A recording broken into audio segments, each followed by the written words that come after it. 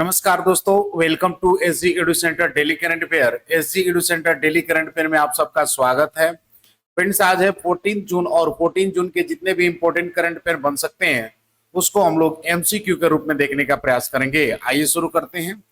आज का पहला हेडिंग्स है कि भारत का पहला सोचने वाला उपग्रह लॉन्च करेगा, take him to space. Second है, जून 2025 में स्टॉकहोम में आयोजित आईडीईए सम्मेलन में भारत का प्रतिनिधित्व किया ज्ञानेश्वर कुमार ने। थर्ड है कि जून 2025 में सियामजी फायरबैक पक्षी पहली बार भारत के उत्तराखंड में देखा गया। फोर्थ है कि भारत और अमेरिका की विशेष सेनाओं के बीच टाइगर क्लॉ अभ्यास सफलतापूर्वक संपन्न हुआ। फिफ्थ है कि 18 वर्षों बाद 10-11 जून की रात को चंद्रमा पर दिखा अद्भुत स्ट्रॉबेरी मून। सिक्स्थ है कि जून 2025 में अहमदाबाद से उड़ान भरते ही एयर इंडिया का बोइंग 787 ड्रीमलाइनर विमान AI-171 दुर्घटनाग्रस्त। सेवेंथ है कि डॉक्टर एस मुकामला हाल ही में बने अमेरिकन मेडिकल एसोसिएशन के अध्यक्ष। एट है कि ग्लोबल जेंडर गैप इंडेक्स 2025 में भारत का 131वें स्थान पर रहा। नाइन्थ है कि विश्व बैंक ने वित्तीय वर्ष 2025-26 के लिए भारत का आर्थिक विकास दर 6.3 अनुमानित किया। टेंथ है कि डीएफसीसी बैंक GIFT IFSC में ग्रीन बॉन्ड लॉन्च करने वाला पहला विदेशी बैंक बना। यह बैंक श्रीलंका का है। फ्रेंड्स, आज का कोटेशन है कि don't wait for the perfect moment, take the moment and make it perfect. यानी सही समय का इंतजार मत करो, इस पल को पकड़ो और इसे ही खास बना दो। फ्रेंड्स, हम लोग 13 जून के जितने भी इंपॉर्टेंट करंट अफेयर देखे तो उसको शॉर्टली में रिवाइज कर लेते हैं कि बहुराष्ट्रीय सैन्य अभ्यास खान क्वेस्ट कहां आयोजित किया जाएगा, तो मंगोलिया में। हाल ही में चर्चा में रहा फुएगो ज्वालामुखी किस देश में स्थापित है, तो ग्वाटेमाला में। HKU5CoV2 वायरस की पहचान किस देश में की गई है, चाइना में। भारत का पहला अंडर वाटर म्यूजियम और कृत्रिम कोरल रीफ हाल ही में किस राज्य में शुरू किया गया है, तो महाराष्ट्र में। हाल ही में किस राज्य ने देश की 29वीं विधायिका के रूप में नेवा प्लेटफॉर्म को अपनाया है, तो पुडुचेरी ने। विक्रम ब्लॉक करनाल सौर ऊर्जा परियोजना का उद्घाटन कहां हुआ है, तो बिहार में। दुनिया का सबसे बड़ा कंटेनर MSC इरिना हाल ही में भारत के किस बंदरगाह पर पहुंचा है, तो विजनम पोर्ट पर। हाल ही में कौन सा शहर भारत का तेंदुआ राजधानी बन गया है, तो आपका बेंगलुरु। जीडीपी के लिए नया आधार वर्ष क्या होगा, तो 2022-23। हाल ही में अमूल ने यूरोपीय संघ में अपना ब्रांड किस देश में लॉन्च किया है, तो स्पेन में। फ्रेंड्स, आज का पहला क्वेश्चन है कि हाल ही में डीएफसीसी बैंक GIFT IFSC में ग्रीन बॉन्ड लॉन्च करने वाला पहला विदेशी बैंक बना है। यह बैंक किस देश का है, यानी recently DFCC bank has become the first foreign bank to launch green bond in GIFT IFC. This bank belong to which country? Option A Sri Lanka, option B Maldives, option C Malaysia और option D Vietnam. तो इसका सही answer friends Sri Lanka. यानी DFCC bank GIFT IFC में green bond launch करने वाला पहला विदेशी बैंक है। यह बैंक का संबंध जो है आपको श्रीलंका से है। देख लेते हैं इसके कुछ एडिशनल इंफॉर्मेशन को कि डीएफसीसी बैंक PLC जो कोलंबो श्रीलंका में स्थापित है। GIFT IFC गुजरात में NSE इंटरनेशनल एक्सचेंज पर ग्रीन बॉन्ड लॉन्च और सूचीबद्ध करने वाला पहला विदेशी बैंक बन गया है। ये ग्रीन बॉन्ड 2.5 अरब श्रीलंकाई रुपए मूल्य के हैं और मुख्य रूप से श्रीलंका में सौर ऊर्जा परियोजना के वित्त पोषण के लिए समर्पित है, जिससे 2030 तक देश के 70% बिजली नवीकरणीय स्रोत से प्राप्त करने के लक्ष्य को समर्थन मिलेगा। यह पहली बार है जब किसी विदेशी कॉरपोरेट ने GIFT IFSC में ग्रीन बॉन्ड जारी किया है, जो भारत और श्रीलंका के बीच सतत वित्त में बढ़ते क्षेत्रीय सहयोग को दर्शाता है। फ्रेंड्स, ग्रीन बॉन्ड है, देख लेते हैं ग्रीन बॉन्ड के बारे में। कि ग्रीन बॉन्ड जो होता है यह एक प्रकार का ऋण पत्र यानी डेबिट इंस्ट्रूमेंट होता है, जिससे सरकारें, कंपनी या संस्थान ऐसी परियोजनाओं के लिए पूंजी जुटाने के उद्देश्य से जारी करती है जो पर्यावरण संरक्षण और जलवायु परिवर्तन संबंध से जुड़ी होती है। इसका जो उद्देश्य होता है यानी इसका जो ऑब्जेक्टिव है कि नवीकरणीय ऊर्जा जैसे सौर ऊर्जा, पवन, स्वच्छ जल परियोजना, ग्रीन बिल्डिंग्स, अवशिष्ट प्रबंधन, प्रदूषण नियंत्रण, इनमें जो है ये आपको फाइनेंशियल असिस्टेंस यानी वित्तीय सहायता प्रदान करता है। विशेषता की बात करें तो जो पहलू है यहाँ पर वो ऋण आधारित साधन यानी विवरण में हम देख लेंगे तो निवेशक को पैसा उधार देते हैं और ब्याज सहित वापस पाते हैं। पर्यावरण परियोजनाएं में केवल हरित, ग्रीन या जलवायु अनुकूलित परियोजनाओं के लिए होता है। कुछ पारदर्शिता है यानी उपयोग की जाने वाली राशि की निगरानी और रिपोर्टिंग आवश्यक है। भारत में ग्रीन बॉन्ड के बारे में देख लेते हैं कि क्या इसका सिचुएशन है। तो पहला ग्रीन बॉन्ड भारत में 2015 में यस बैंक द्वारा जारी किया गया था। आरबीआई ने 2022 में ग्रीन बॉन्ड के लिए फ्रेमवर्क यानी ढांचा जो है आपको प्रकाशित किया। भारत सरकार ने जनवरी 2023 में अपना पहला सॉवरेन ग्रीन बॉन्ड जारी किया।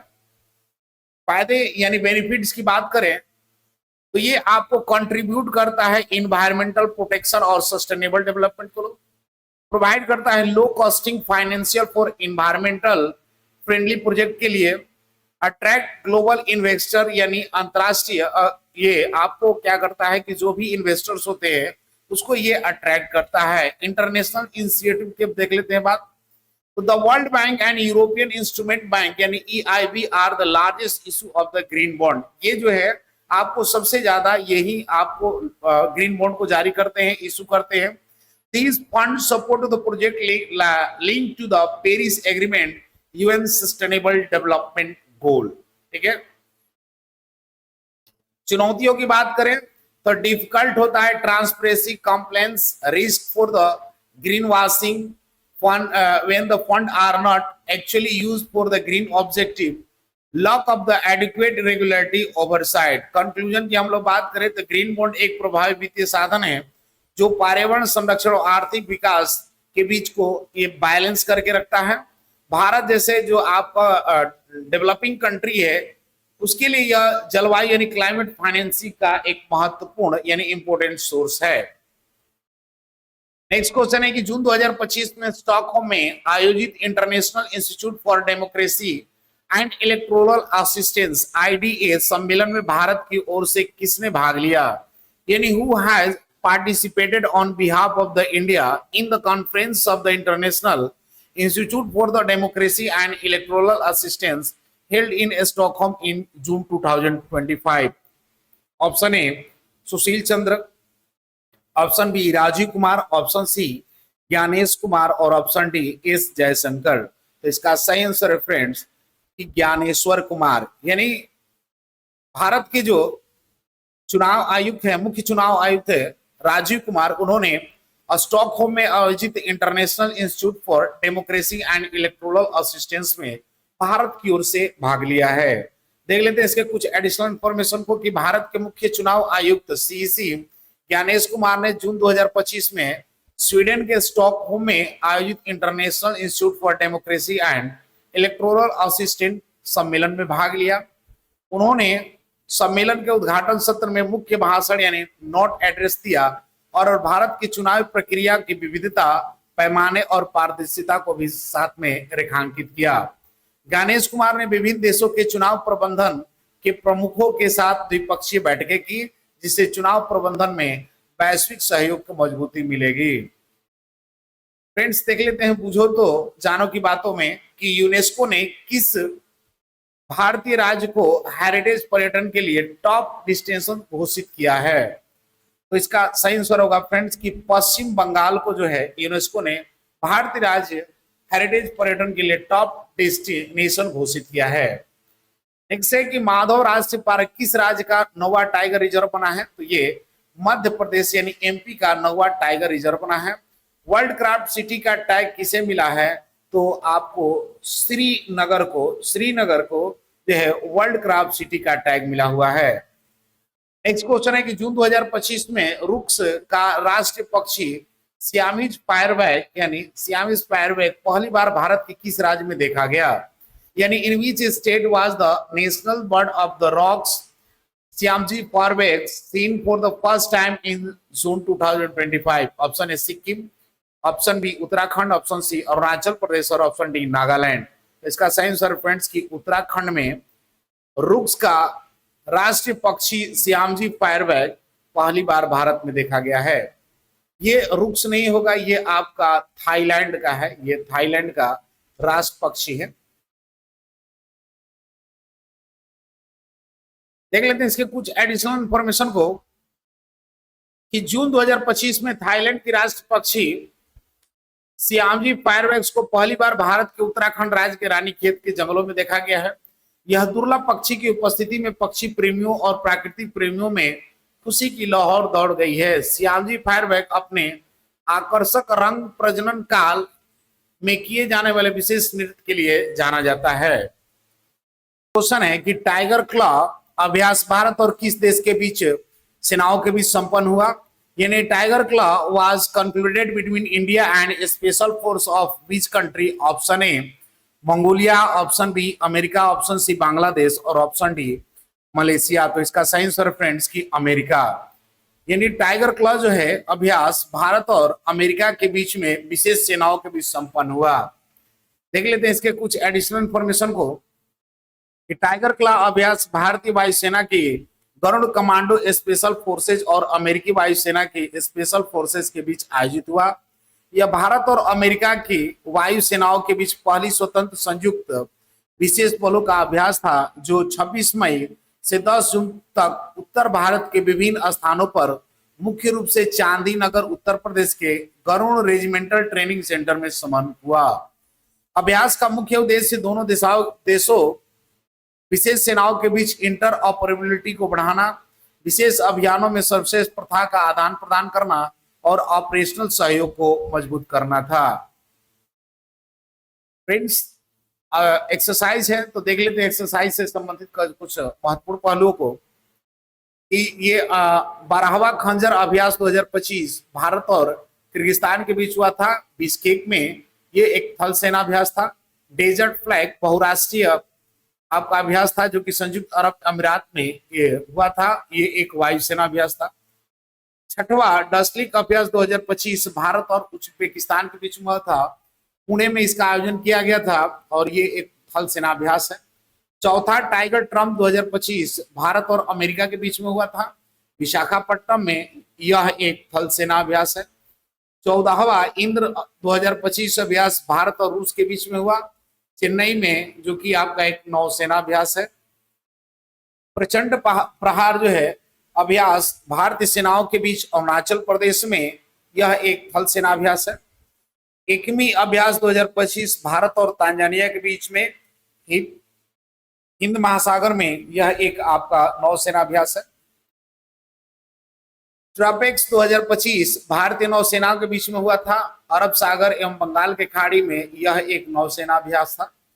23वां वरुण अभ्यास 2025 भारत और फ्रांस के बीच अरब सागर में, यह भी आपका एक नौसेना अभ्यास है। सी ड्रैगन अभ्यास 2025 ये बहुराष्ट्रीय अभ्यास है। वो आम तट यानी पश्चिमी प्रांत प्रशांत महासागर में हुआ था। ये आपका एक नौसेना अभ्यास है। 6वां धर्म गार्जियन एक्सरसाइज 2025 भारत और जापान के बीच में जापान में हुआ था। ये आपका एक थल सेना अभ्यास है। पूरा साइक्लोन एक्सरसाइज 2025 भारत और मिस्र के बीच में राजस्थान के महाजन फील्ड फायरिंग रेंज में हुआ था। यह आपका एक थल सेना अभ्यास है। 13वां इक्वेरियन एक्सरसाइज 2025 भारत और मालदीव के बीच में मालदीव में हुआ था। यह भी आपका एक थल सेना अभ्यास है। शक्ति 2025 भारत और फ्रांस के बीच में हुआ था। ला क्वालरी फ्रांस में इसका आयोजन किया गया था और ये आपको एक सैन्य यानी थल सेना अभ्यास है। तीस्ता प्रहार 2025 भारतीय सेनाओं के बीच में हुआ था। तीस्ता फील्ड फायरिंग रेंज उत्तर बंगाल में, ये आपका थल सेना अभ्यास है। तलिस्मान सेबर अभ्यास 2025 ये आपका बहुराष्ट्रीय अभ्यास है। ऑस्ट्रेलिया में विभिन्न हिस्सों में इसका आयोजन किया गया था। पहली बार पापुआ न्यू गिनी इसमें शामिल हुआ और भारत भी फुल प्लेज में पहली बार इस तलिस्मान सेबर अभ्यास में सम्मिलित हुआ। यह एक बहुपक्षीय अभ्यास है। एचएडीआर यानी मानवीय सहायता एवं आपदा राहत 2025 भारत और मालदीव के बीच में हुआ। मालदीव में ये आपका एक नौसेना अभ्यास है। खान केस 2025 बहुपक्षीय अभ्यास है। ये मंगोलिया के उलन बतार में इसका आयोजन किया गया था। थल सेना अभ्यास है। नोमैडिक एलिफेंट 2025 भारत और मंगोलिया के बीच में मंगोलिया के उलन बतार में इसका आयोजन किया गया था। ये भी आपका एक थल सैन्य अभ्यास है।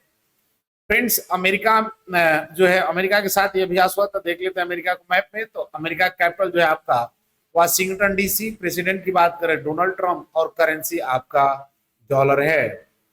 नेक्स्ट क्वेश्चन है कि हाल ही में 10 से 11 जून की रात को चंद्रमा पर कौन सी खगोलीय घटना 18 वर्ष बाद देखने को मिली? यानी what astronomical events occur on the moon recently on the night of June 10-11 after 18 year? Option A strawberry moon, option B super moon, option C blue moon और option D super blue blood moon. तो इसका सही answer है friend कि strawberry moon जो है 10 से 11 जून की रात को चंद्रमा पर खगोलीय घटना दिखाई दिया। यह एक 18 वर्षीय देखने वाली घटना है। देख लेते हैं इसके कुछ एडिशनल इंफॉर्मेशन को कि 10 से 11 जून 2025 की रात को स्ट्रॉबेरी मून नामक दुर्लभ खगोलीय घटना देखने को मिली है। यह घटना खास थी क्योंकि इस बार मेजर लूनर स्टैटिस्टिक्स भी हुआ जो हर 18.6 साल में एक बार होता है। इस दौरान पूर्णिमा का चंद्रमा क्षितिज के सबसे निचले बिंदु उदित और अस्त होता है, यानी नजदीक आ जाता है पृथ्वी के, जिससे वह सामान्य से बड़ा और अधिक सुनहरा दिखाई देता है। स्ट्रॉबेरी मून नाम जो है नेटिव अमेरिकन परंपराओं से आया है जो जून में स्ट्रॉबेरी के कटाई के मौसम को दर्शाती है। देख लेते हैं बूझो तो जानो में कि ऑक्सफोर्ड यूनिवर्सिटी ने किसे वर्ड ऑफ द ईयर घोषित किया है? तो ब्रेन रूट को जो है आपको ऑक्सफोर्ड यूनिवर्सिटी द्वारा वर्ड ऑफ द ईयर घोषित किया गया है। नेक्स्ट है कि किसने Aster Guardians Global Nursing Award 2024 जीता? तो इसका सही आंसर है कि मारिया विक्टोरिया जुआन जो है Aster Guardians Global Nursing Award 2024 जीता है। एशिया की पहली जल परिवहन सेवा उबर शिकारा कहां शुरू की गई है? तो इसका ये जो उबर शिकारा डल लेक में इसकी शुरुआत की गई है। नेक्स्ट क्वेश्चन है कि जून 2025 में गुजरात के किस शहर में एयर इंडिया का बोइंग 787 ड्रीम लाइनर विमान AI 171 उड़ान भरने के तुरंत बाद दुर्घटनाग्रस्त हो गया? यानी in which city of the Gujarat Air India's Boeing 787 dream liners aircraft AI 171 crash shortly after take off in June 2025? Option A Gandhinagar, option B Rajkot, option C Ahmedabad और ऑप्शन डी सूरत। तो इसका सही आंसर है फ्रेंड्स अहमदाबाद। यानी गुजरात के अहमदाबाद में एयर इंडिया का Boeing 787 dream liner विमान AI 171 उड़ान भरने के तुरंत बाद दुर्घटनाग्रस्त हो गया, जो कि एक बहुत ही दुख भरी घटना है। देख लेते हैं इसके कुछ एडिशनल इंफॉर्मेशन को कि एयर इंडिया का बोइंग 787 ड्रीम लाइनर विमान जो अहमदाबाद से लंदन के लिए AI 171 उड़ान भर रहा था, अहमदाबाद के सरदार वल्लभ भाई पटेल अंतर्राष्ट्रीय हवाई अड्डा से उड़ान भरने के कुछ ही मिनटों के बाद यह दुर्घटनाग्रस्त हो गया। विमान ने टेकऑफ के तुरंत बाद ऊंचाई खो दी और मेघानी नगर क्षेत्र में बीजे मेडिकल कॉलेज के डॉक्टरों के आवास परिसर में जा टकराया। विमान में कुल 242 लोग थे, केवल एक व्यक्ति बच पाया जबकि 260 से अधिक लोगों की मौत हो गई है, जिनमें जमीन पर मौजूद निवासी भी शामिल हैं। फ्रेंड्स, ये घटना गुजरात में हुआ है, तो देख लेते हैं गुजरात को। तो गुजरात जो है इंडिया का पश्चिमी इंडिया का ये एक स्टेट है जिसका कैपिटल गांधीनगर है। सीएम की बात करें तो भूपेंद्र भाई पटेल हैं। गवर्नर आचार्य देवव्रत हैं और लोकसभा की 26 और राज्यसभा की 11 सीट हैं। इसकी इनसे पूर्व जो है आपके रूपाणी जो थे उनकी जो है इसी 787 में जो बोइंग है इसी में इनकी क्या हो इसी दुर्घटना में इनकी डेथ भी हो गई है। नेक्स्ट क्वेश्चन है कि हाल ही में किस भारतीय को अमेरिकन मेडिकल एसोसिएशन का अध्यक्ष चुना गया? In which Indian has recently been elected president of the American medical association? Option A doctor S Mukkamala, option B S Mahendra Pratap, option C Shailendra Nath Gupta और option D none of this. तो इसका साइंस रेफरेंस कि doctor S Mukkamala को American medical association का अध्यक्ष चुना गया है।